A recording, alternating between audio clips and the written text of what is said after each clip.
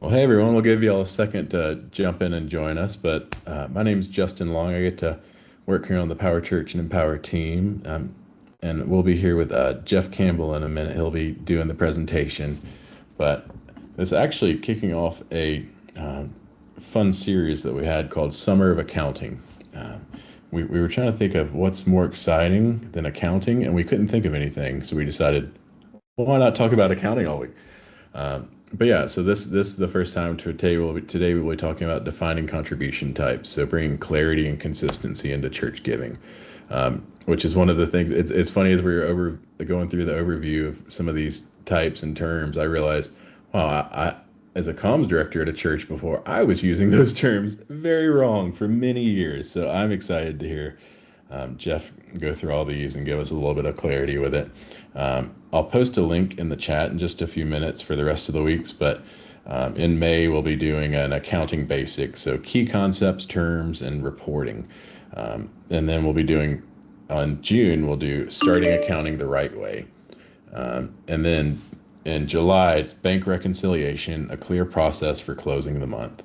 And then August, we'll finish up with donor restricted funds. So going all the way through that process from gift entry to reporting. But in just a second, I'll post that in there. But in a second, I'll turn it over to Jeff. And then at the end, we'll have a time for Q&A. We'll try to get to as many questions as we have. This is definitely a packed conversation. So we're looking forward to learning and take notes. And we'll send out a copy of the recording after this, just so you can do it. So don't feel free, take notes as you do it. But if you miss anything, we'll have the recording for you at the end. Well, awesome. Jeff, you want to walk us through it? Sure. Thanks, Justin. Let me switch over to my slides.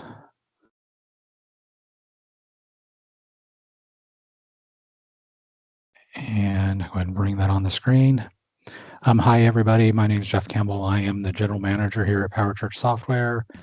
And the slides will come up here. There they are. And what that means, I work with the Empower and the PowerChurch teams on the program, and also work with our support departments to answer your questions that you may have. So been in PowerChurch for a very long time. Here's our agenda we're going to cover today. A lot of this today is just talking a lot of terminology. We're kind of laying the groundwork for different types of terminology that we're going to talk about through our Summer of Accounting series. So some of this is very foundational. We're going to talk about the difference between a contribution fund and an accounting fund, understanding the distinction between them and how they relate together. We're going to talk about types of contributions, whether contributions unrestricted, restricted, pass-through, or a non-donation type of contribution, even though that's not really a thing. We'll talk about what we mean by that in there. And we're going to talk about this whole, I think this is where Justin was talking about restricted versus designated. We actually have two different definitions for restricted versus designated, and we mean very specific things when we're talking about them, and we'll talk about what the difference is between them. We'll take a look at payment methods and how tracking using them to track our donations can answer some questions in the future. And then we'll talk about the fun topic of contribution substantiation, what that means to let our donors recognize our donors' gifts, and the different ways that we need to do that. And we've had a couple of support issues come up through contribution statements this year about IRA and donor advised fund gifts. That's really kind of part of the contribution substantiation system there. So I'm going to take me off the screen so you have more room to see the slides. So the first topic we want to talk about here is contribution funds versus accounting funds. So a contribution fund is about where the money was given. So this is this contribution from individual organizations or other sources. It's typically either unrestricted, means the church can use it for anything, or it's restricted for a particular purpose. It can have donor imposed conditions. That's conditions that we mean by restricted. And this is the contribution fund is what the donor sees on the contribution statement. This is what the donor is given to. An accounting fund is a completely different concept. The accounting fund is how we're managing the money. An accounting fund is a self-balancing set of accounts used for tracking our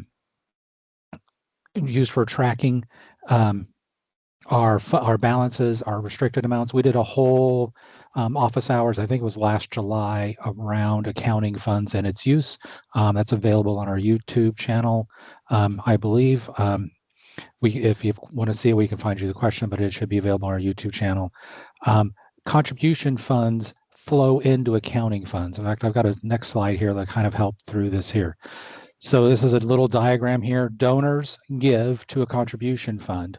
We then create contribution statements from the giving to the contribution funds, and that's what we give to the donor, and that substantiates their contributions. The contribution fund then updates and sends information into an accounting fund, and this is where we produce our financial statements and income statement here. So that's how those are related together. Is donors give. Oh, somebody's saying they can't see the slides. They're showing on my side.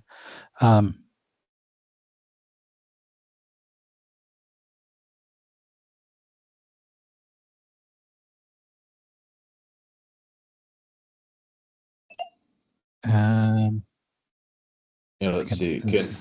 Can someone in the chat let us know if they're seeing the slides? Or okay. I could take it offline and bring it back online again. We'll do the IT answer of turn it off and turn it back on again. That's okay. Awesome. So we've got some seeing it. Perfect. Thank you all so much. And we will have a recording of this. If for some reason a couple of you, if you can't see. Here. So that's kind of the overview. Why? Oh, okay.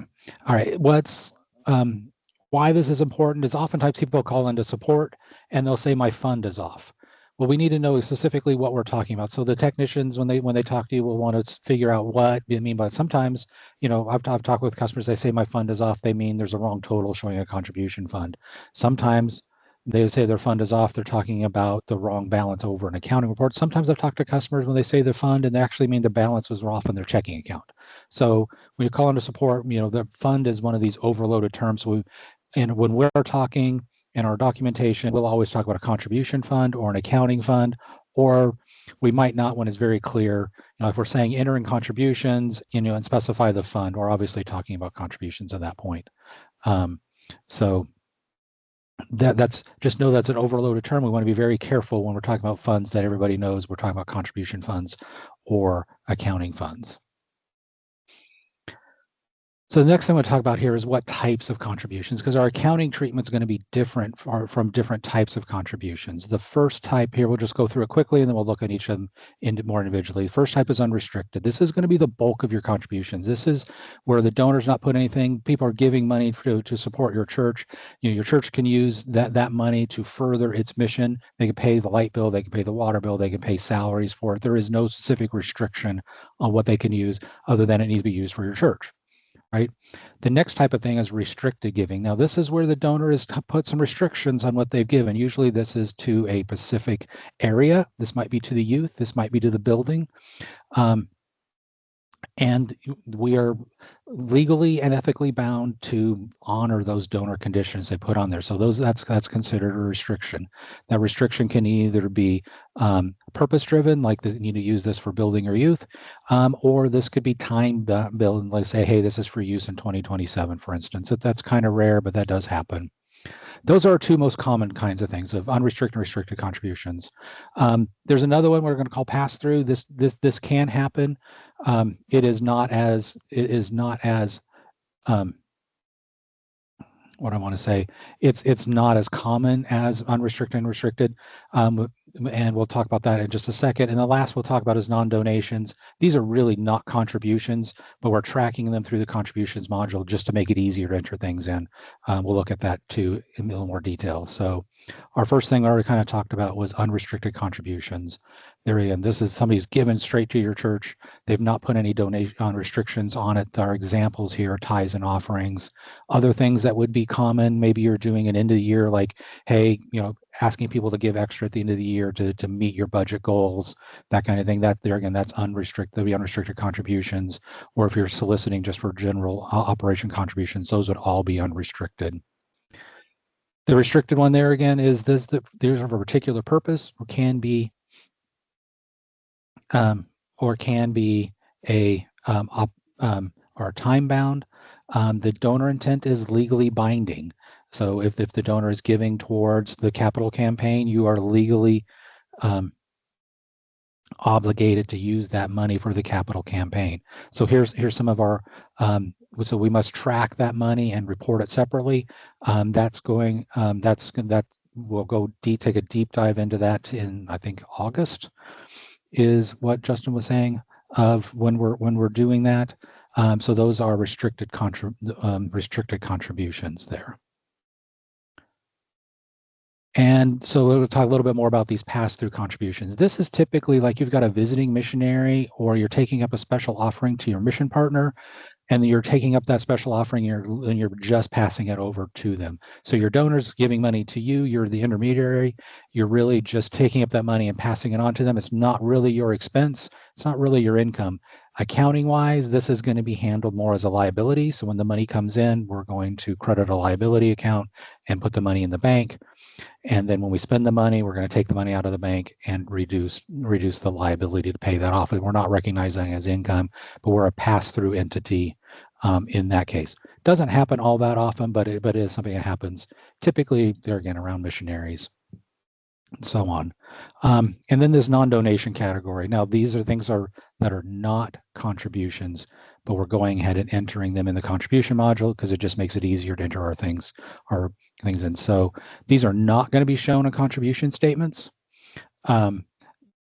Oftentimes the payer is receiving some sort of value for what they paid. So like common things here would be facility usage fees, whether that's a wedding or community groups like AA or Al-Anon or something that's meeting within your place. They might be paying you a facility usage fee to do that. You can record those payments through the contributions module, even though they are not a contribution itself.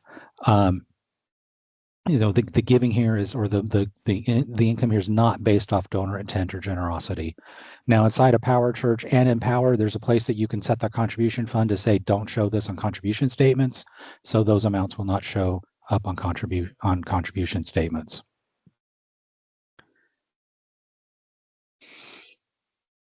Okay, so we have a kind of a little diagram here to say, when we're looking at these to try to determine which this is, and this is usually going to be at the contribution fund level, like when we're establishing the contribution fund. Is value exchanged? Yes or no? If it's no values exchanged, it's a non-donation. It's going to be one of those things, maybe like a camp payment. It's going to be a room rental. There was some value exchange there. So if it is, yes, it was. If no values exchanged, is a contribution. Who controls the funds? If we're passing the funds over to another organization, it's probably a pass-through or a pass-through. If we're controlling the funds when they receive it, it is going to be our contribution. And the last thing I'm looking at is there a donor restriction? If there's a donor restriction, it's going to be considered restricted. If there is no donor restriction, it's going to be considered an unrestricted contribution.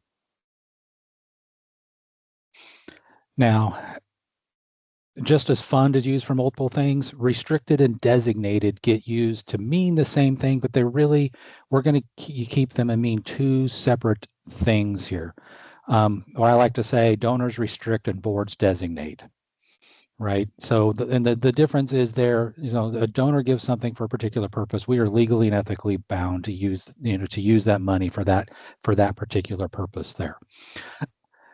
We sometimes use designations as to say the board's going to designate, $25,000 for capital repairs. Well, what the board designates, if we're running short of money, we need that money for payroll, the board can undesignate that money. We can use that money for payroll. If we've received $25,000 to put a new roof on, put a new roof on the building, but we need that money for payroll, the board can't do that. We can't use that. We can't touch that money to cover payroll. So, donors restrict, boards designate. What the boards designate, they can undesignate. Again, there might be political things that happen by undesignating that money, but we're talking, meeting payroll or something else that's kind of a big deal that's there. So there might not be no consequences, but legally the board can undesignate money that is previously designated. Only donors can restrict. So we're going to use the terms restricted, meaning something that the donor is given with the donor restriction. If we use designated funds, that means that the board leadership has set aside that money for a particular purpose and for use in the future. Our next topic here is talking about payment methods. So this is literally like how the money is coming in. So the easiest ones are going to be cash, direct cash is coming. This would be cash and checks. Used to be this would come through the offering bucket. Nowadays, checks might come in the mail from bill pay services. This is money that's coming in. So we do want to go ahead and have a payment method for cash and checks. PowerChurch and Empower, if you're using that recording cash and checks, it'll give you the amount of cash that's done. You can help use that to fill out deposit slips if you need to. And it kind of gives you, we're kind of looking at broader trends to say, how much cash do we actually have coming in, and making sure that that matches what we're depositing in the bank. The next kind of category is online giving, and this is going to probably feed directly into our bank account. One kind of tip here is we don't want to just create a category, call it online. We really want to have a separate giving method for each type of platform we're using. And I should back up. In PowerChurch, this is called contribution type. In Empower, we do go ahead and call it just payment method. So if you've got multiple, so you might have like receiving contributions from Vanco, but you maybe also have people that are paying you via Venmo or maybe even PayPal. Go ahead and create a payment method or a contribution type for each of those, because you're going to end up with questions at some point. Somebody's going to say, well, hey, we have this PayPal. Does anybody actually pay us with this? Oh, that's a good, so somebody just asked, differentiate between PayPal versus Canada Helps. I don't know enough about Canada Helps. If that comes in separately, I would go ahead and list it separately. If Canada Helps, this looks like they are producing the contribution statement, I would go ahead and list that in there as well. So there, and so you kind of know how much money's coming. Somebody's going to ask at some point, like, hey, we advertise this PayPal thing. I'm going to pick on Justin a little bit, being a comms person. It's like, do we really need to list this everywhere? Does anybody even give this way? Well, we need that information to know how much money's coming in, and we can track that through the payment types. In this area, we're going to spend a little bit of time talking here. We're going to talk about non-cash gifts. So these can be valuable, and they can be a little bit more complex, especially as dollar amounts get higher. And these kind of break down into 4 general buckets we're going to talk about here. So, okay, the question about the online fee for online payment, we'll circle back. We'll circle back to those, and there's a question about, can they record those in and have them not show on a contribution statement? So we'll cover both of those in just a moment. So in-kind tangible gifts. This is kind of like, we're having a work day at the church and somebody went out and bought 5 gallons of paint and said, brought the paint and said, here's the receipt, just put this on my just put this on my contribution statement. In the US, we would not put that on the contribution statement, even though we have a receipt. We would just write them a letter, thank you for your donation of 5 gallons of paint, and we can even give them a copy back of the contribution of the receipt, and that becomes their substantiation. The kind of one of the things, once we get into non-cash gifts, we're not putting value, we're just acknowledging it is on the donor to set the value of those. Same thing with stocks. There is some definite tax advantages for donating appreciated stocks, but the same kind of thing is going to be there. We'll get detail. And the property gifts, this can be anything from houses, cars, so on. There becomes some other rules, and we'll look a little bit at people giving out of an IRA or a donor advised fund as well here as well. So the substantiation, the checks and cash is the easiest thing to do here. This is a contribution. This is going to be coming from your contribution statement in PowerChurch or Empower. Let's just talk about what's required on the contribution statement. PowerChurch and Empower both create compliant contribution statements for both US and Canada. For the US, when you go run your contribution statement, you want to choose either the full fund details or the daily amounts option. When you go run it, what's required in there is it shows each contribution separately. All contributions on the same day are considered one contribution, even if they came from different checks. So the daily amounts or the full fund contributions cover that substantiation. The main thing on the contribution statements for the US is you want to have wording on there that says no goods or services are received. Another thing about those, the donors do need to receive them before the donor files their taxes, because there is a requirement that they be timely, which the IRS has taken that to mean the donor needs to receive their contribution statement before they file their taxes. For Canada, there is specific formats when you're in Canada that will say you want to produce Canadian contribution receipts. There is additional information with the Revenue Canada site. The receipts are individually numbered. There is some other things on there. There's a signature. There's a scanned signature of an officer signing those. So there are the elements there to meet all the substantiation requirements for U.S. and Canadian contribution statements. So cash checks online. There's plain dollar amounts. Those are easy to do. Talk a little bit about substantiation for those non-cash gifts.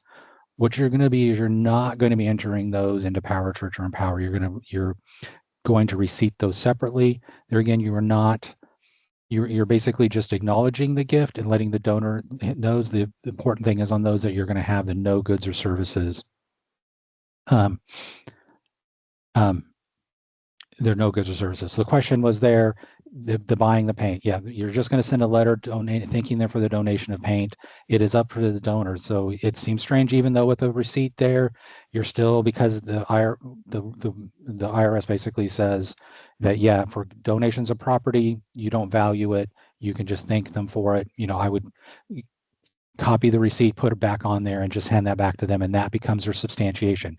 The bigger part there is you need to make sure there isn't something that says no goods or services. It still needs to have the no goods or services line on the acknowledgement there. So we're just acknowledging, we're not providing values to it. As we get into some of the other things of non-cash, will make more sense. This is just more for you to let you know. So if somebody is given things over $250, they do need to receive an acknowledgement of that. So somebody bought a lot of paint, it was over $250. You would definitely want to make sure under $250, their own records will suffice to let them take that off of their taxes. And as the amounts goes up, there's other things. Most of this the donor has to do. The church does not have to do most of this. So if what they're donating is over $500 in value, the donor has to file a particular form on their tax form. If it goes over $5,000, there's some additional form. This is something the donor has to do. This is not on the church to do of doing that appraisal. This is on them, but that's setting, because the donor is providing the value that's on there. At one of these, there might be a place that a church person, a church officer needs to sign that to say, yes, we received that you received the donation. But that would be the donor providing that to say we needed somebody to sign this, and that basically means that we've received that. And then over $500,000, the donor must attach the appraisal with their tax returns. There again, all is on the donor, just so you know, there are thresholds of stuff that has to happen once gifts of property go over certain values. There's a thing though that if somebody, say, donated a car and you sold it within the next 3 years, there is a form that you would need to fill out and give back to the donor. There again, this is not legal. This is not legal advice. It's just legal information. Do check this out on your own, but just let you know there are additional things if somebody gives a fairly large non-cash gift. One of the biggest ones you probably do is if you do sell that within a period of time, there might be additional work that you would need to do to provide that donor back. The other things, those are all really on the donor, and you want to make sure so that people can take advantage of any tax deductions they have to provide that written acknowledgement there.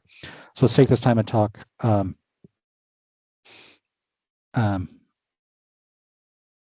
about the Canada helps and producing the contribution statement in there. Right now in PowerChurch and Empower, the best way to do that would bring that Canada helps into a separate contribution fund. And then you can exclude that contribution fund from their contribution statement. So you can exclude that. I can show you, well, I'm going to stay here. I can show you at the end how to set up a contribution fund. So it's statement, but there is an option on contribution fund to say, do not include this on a contribution statement or a tax receipt.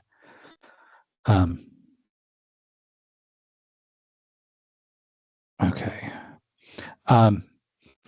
This is kind of a little bit newer. We did have some customers ask us some questions about these, so I put some slides in there too. There is some tax advantages in the U.S., and we got a couple of people from Canada, but there are some tax advantages in the U.S. if people give out of their IRA. The big advantage is there that reduces their income. Usually this is going to be for older church members or those above 7.5 that haven't take RMDs, requirement minimum distributions from their IRA. There's some tax advantages of they can give out of that and they do not have to recognize that income on them. There is some slight differences on how we receipt that, and we'll take a look at that in just a moment. It is not tax deductible. It reduces their taxable income, but that's there again. This is something for the donor to work out with their tax advisor, their tax preparer. The donation is sent by the IRA custodian, so that's going to be whoever they have their IRA with, not the donor personally. And the next thing is people giving through a donor advised fund. So what this is the donor has set up a fund in previous years that they are now giving out of. So they took the donation or they took the tax deduction when they set up the fund.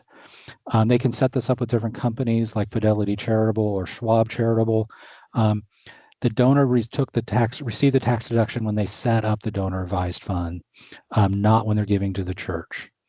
So the donor advised fund sends the money itself to the church. And you may or may not get the name of the donor with it. I've seen some reports of people saying they don't get the name of the donor with it. You are going to send a contributions acknowledgement back with them. There again, you want that no goods or services on there. So this is used by some donors to take a large deduction, and then they're going to give that money out over a period of might be several years of time. So if we look at how to receipt IRA or donor advised fund gifts, there again, we're just going to send a separate acknowledgement for these. For the IRA one, we are going to send it back to the donor. We don't want to say it's tax deductible to them. We just want to say, thank you for your contribution to this amount received from your IRA, no goods or services. There again, the no goods or services is a sort of magic words with the IRS. That basically says like this is a donation, this wasn't a payment for something. You want to keep the wording neutral there because you don't want to tell them it's deductible when it's not. There are specific things they would need to work out with their tax advisor to make sure that gift meets the qualified contribution deduction thing there. Same thing with a donor advised fund. You're actually going to send that back to the fund that because they are the legal fund. The legal donor is what I'm trying to say in that case. And you're going to say, hey, thank you for your contribution to this, received on this date from the donor advised fund name, no goods or services are provided. The individual is not the legal donor for that case. There, we know who the money's coming from, but there again, they've given the money to a third entity that then is paying those donations when they would like to. Okay, and we'll go here, and then we'll switch over to PowerChurch, and we'll take some questions.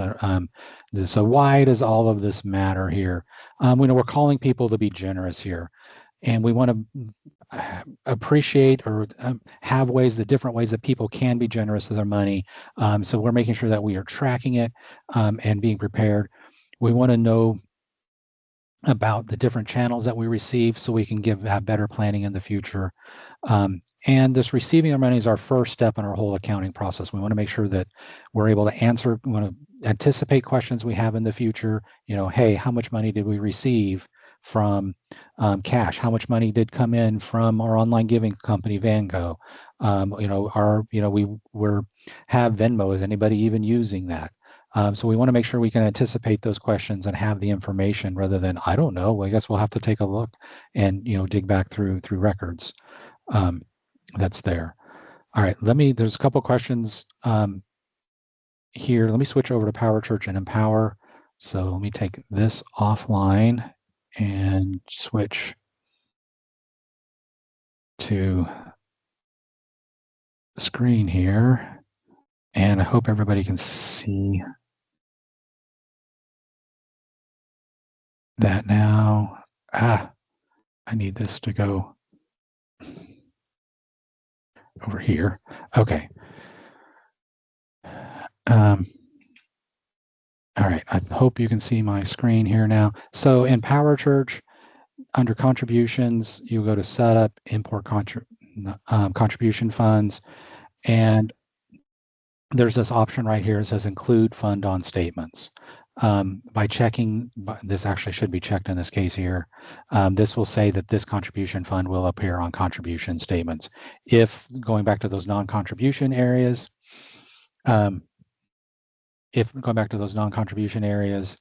that you should not receive there, you would uncheck those contribution funds for those areas. Similar kind of thing in Empower. This is Empower here. Under the fund setup, because I've logged out. Let me log back in.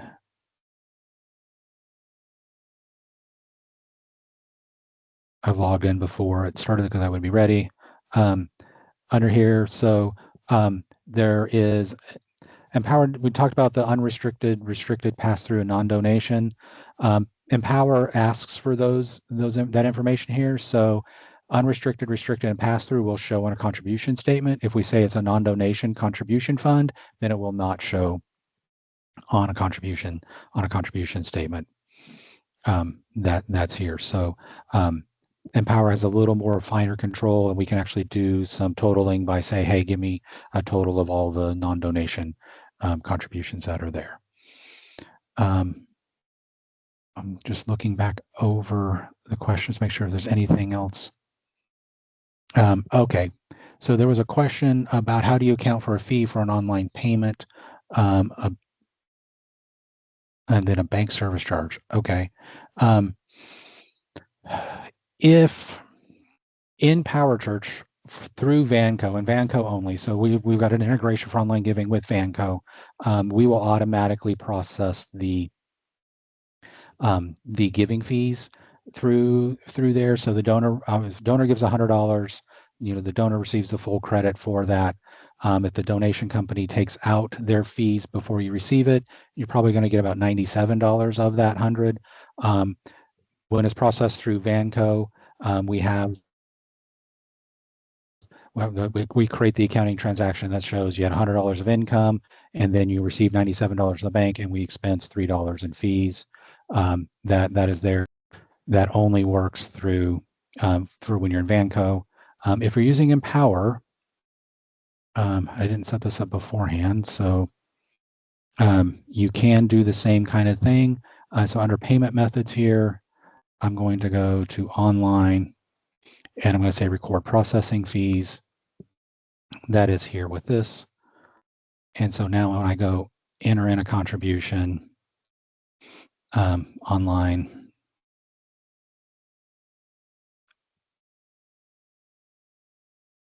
and notice when I put an amount, and now I've got an amount for 3 fees here, so I can put in $3, so I can record the fees at this time here with Empower. So PowerChurch will do it, but it just works with Vanco, and we do it automatically in the background when you're importing in your Vanco contributions.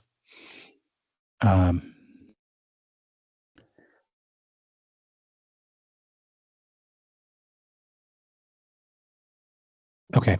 Yes. So Chuck, yes, that's how it works. So the fee you record is the gross amount, is the income amount. So in our case here, it'd be $100 going into the gross, $97 would be going to bank, $3 would be going to your fees expense account is how that works. All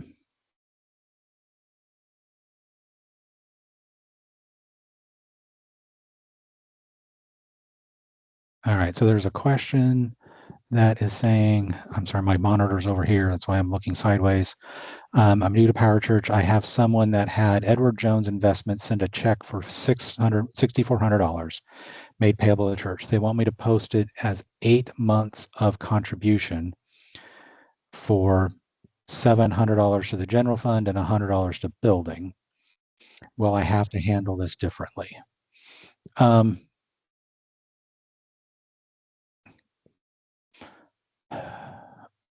Is this going, I guess this question, is this going to a pledge that they have?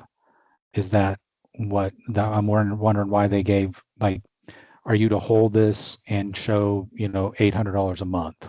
is kind of where like why not just put it all into one, because they've sent you the money. Why this going into an 8-month period? That is why. So, but I mean, because you're going to have to show, I guess you without knowing a little bit more about that would be my question of why is this being broken across eight months, because you have the money now. That's there. So in your case here, I mean, as far as like recording it, you would just have 2 areas. I don't have those set up to be general fund. Well, it'd be like this general fund. It would be $700. We'll just take out the fees to not worry about that. And then it was building, it'd be 100. I mean, if it was if it was they wanted that spread across, you could date that once a month there, but there again, you have the money now. So that's why I'm curious of still why spreading it across the different months.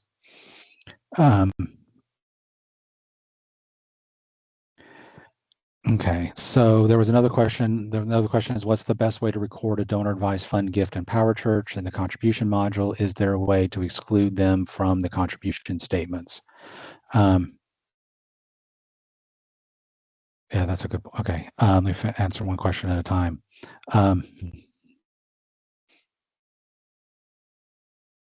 And okay, we go. I'm reading ahead on the question, so that's why. What's the best recorded donor advised fund? I would go ahead and set up the donor advised fund as its own donor in there, and then you can just not send them the contribution statement. Or the other option is to record it to a different contribution fund. In PowerChurch as it is, you can only exclude contribution funds. So you could bring the donor advised fund into a different contribution fund and then say, don't record that on the contribution statement. Would probably be the most straightforward way to do that. And that way that would not be included on the donor. They wouldn't get a contribution statement, or those amounts wouldn't be included in there.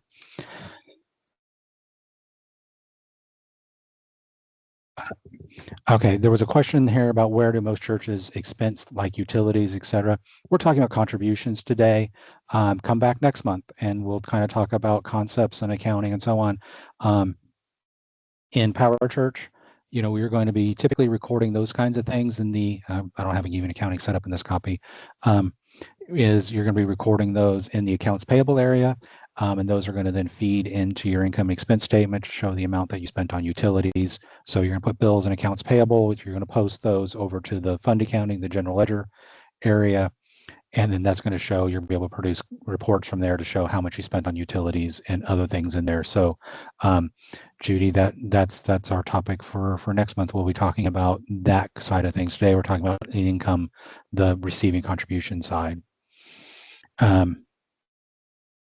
So somebody put in there, we ran into a trouble with a donor advised fund when they went to the same donor. Creating a separate donor worked much better. Yeah, I would because it's legally a separate donor, I would go ahead and add them as a separate donor. You set personal status and other things so they won't appear in contribution or not contribute membership reports and so on like that. Question there, can you generate a monthly income and expense state report in PowerChurch? Yes, you can. There's quite a number of options. All that's depending on how you set up your chart of accounts. That's in there. And Jeff, we've got a few questions that came in under that, the Q&A section, if you want me to read those off for you real quick. Okay. Okay, the first question's from Adam. It's, we post Sunday contributions and contributions and then send them over to fund accounting. We always need to adjust the fund accounting journal entries for loose offering because we don't know who to post it to, rental facilities, etc. Is there a way we can post the loose contributions in contributions? Sounds like your example of the facilities rental work. Yes. Okay, so I'll give you my answer that I always gave when I was taking support calls. You're going to create a dummy donor. I like to call him Johnny Cash just because I'm of that generation. So you're going to go ahead and add a dummy person into the system here.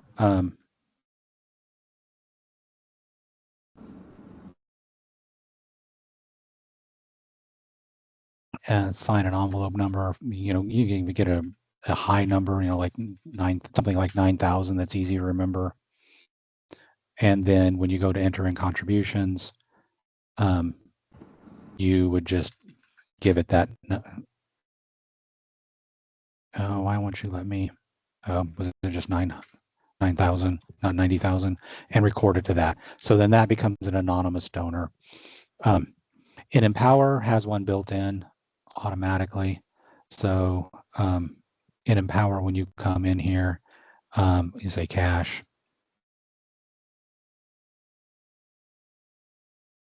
I think we actually call it loose plate. So there's a loose plate default donor that's put in there, and you record it to that donor there.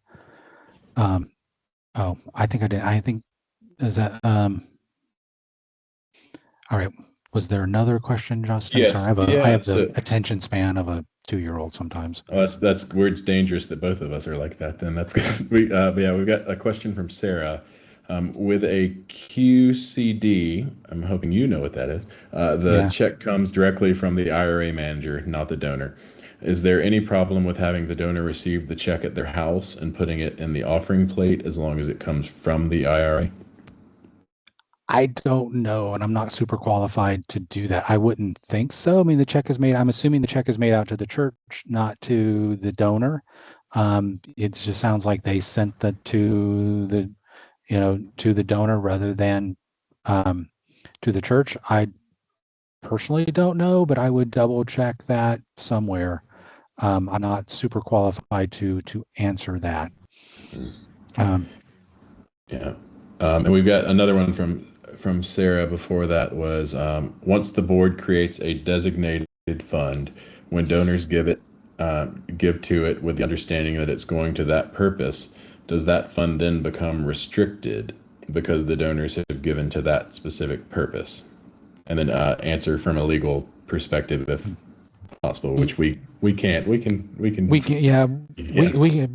give information but not advice, right? That's what we can give. So yes, if the board creates a fund and it's for a specific purpose, right? I mean, so like the stuff I've seen is like putting a new roof on, resealing the parking lot, replacing the HVAC unit. Like if they've created a fund for that and donors give to that, or it's reasonably, if the donor can reasonably think that's what they're giving to, then that money is restricted for that purpose. So yes, that becomes restricted, and yes, you are legally bound at that point to do that. It varies by state of what you would have to do. If that you can no longer meet that restriction of what the donor gave to, you can't say, oh, you gave to that, we don't have that need anymore, we're going to use this over here. I've read differing things, but you would minimally have to go back to each donor who gave to that area. That's one thing I read. Is like you'd have to go back to each donor that gave to that area and have them reclassify their contribution.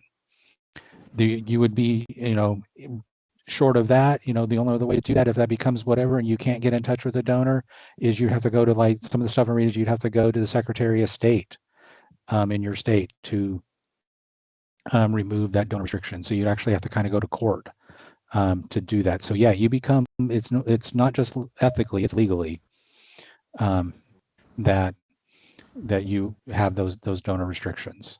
And that's why, like, I think I've always heard it say, like, it's best to give the biggest bucket possible. I assume, we dealt with Hurricane Helene recently in our part of the world, and instead of calling things like Hurricane Helene relief, it's, hey, we're using please donate to the disaster relief fund or missions fund.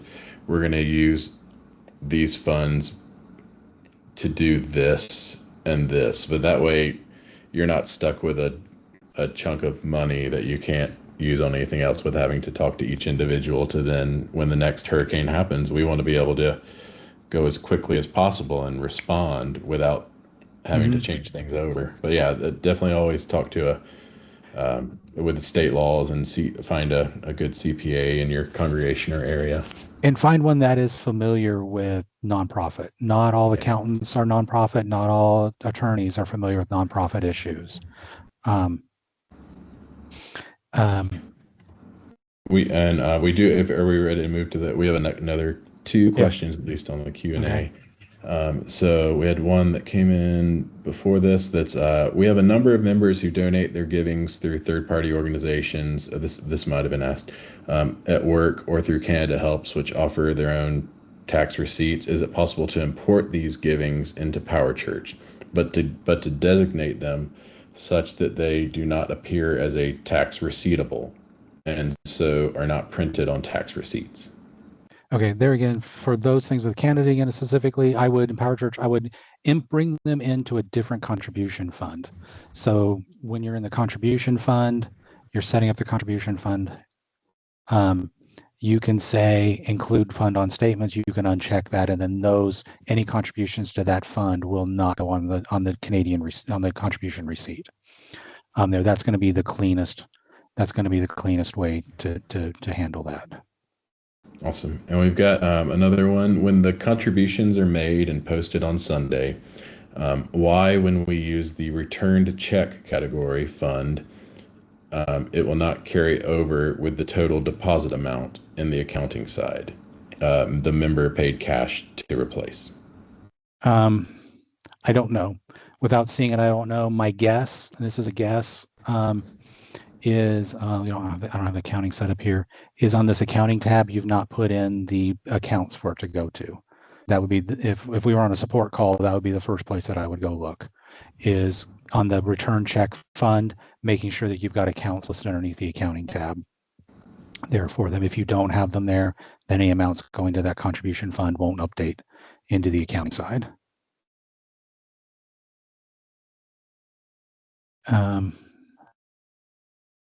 Other than that, I mean, contact support if you can. That would be a question for them to work through your specific your specific questions there. But that would be my first guess if I was talking to support. That would be the first thing I would do.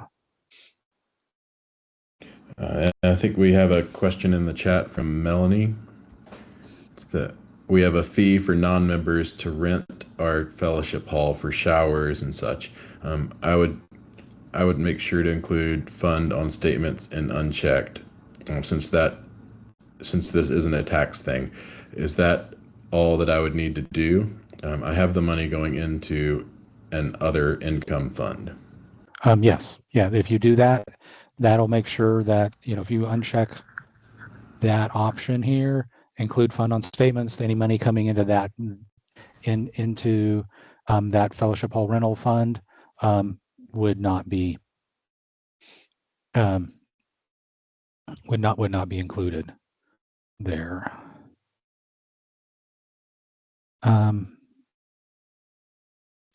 Judy, I see your question here about demo and creating the chart of accounts in PowerChurch. We do have a whole series of paid online training videos that go pretty well in depth. I don't know if that's what you're, but it's a kind of you go as your own pace. Actually, in 2 months, Thomas will be doing the setting up PowerChurch, right? And he'll be going in depth into the setting up a chart of accounts from basically starting PowerChurch from scratch during that session. I know that's 2 months from now, but we will be there. We do have paid training on our website. That's it's pretty in depth. I forget how long the accounting section is, but it's pretty in depth training there. But it is paid training. Yeah, and again, if y'all go ahead and register, I'll paste the link again to the series, but go ahead and register now. It won't hurt, and we'll send you reminders as they're coming up. We'll post now, and this is actually probably a really great opportunity to. We picked on the comms people before, so now we'll pick on the worship leaders now. So as to quote my grandma, bless their hearts. It might be helpful if they can understand a little bit of all the chaos that y'all have to go through every day, and just have an understanding of how you serve. And it looks different than how they serve, but the majority of these trainings this summer would be helpful for anyone on your team.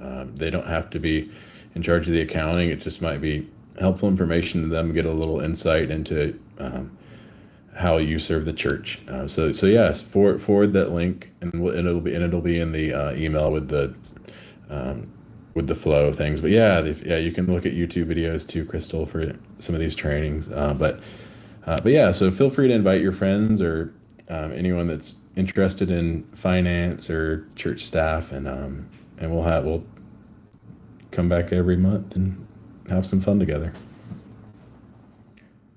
Let's see. Any last call for questions, and we might call it. Yeah, thanks, Adam. We appreciate it. Yeah, our goal here is like we love y'all and want y'all to use PowerChurch and Empower to its fullest. But also, we're just here to serve the church, and we want to be a part of helping y'all grow and do what you're called to do. So thank y'all for letting us be a part of that. And yes, Angela, the recordings or the trainings and everything, they're all recorded, and you'll actually get an email after we upload it to YouTube and make sure they don't ding us on information. But it'll be a recording of of this, and all of the past webinars are available on our YouTube page too. Any final words of wisdom, Jeff? No, that's it. So we do appreciate everything you do. We do know most of the stuff that happens in the church office, especially accounting, goes unseen. We feel blessed to work with you and be able to work with churches as long as we've been able to work with churches. Definitely. Yeah, and Vicky, we'll get that slide deck and include the session. Or sorry, Donna, we'll include those sessions too. But yeah, thank you all so much. And all right, thank you. Yeah, have a great month. Bye.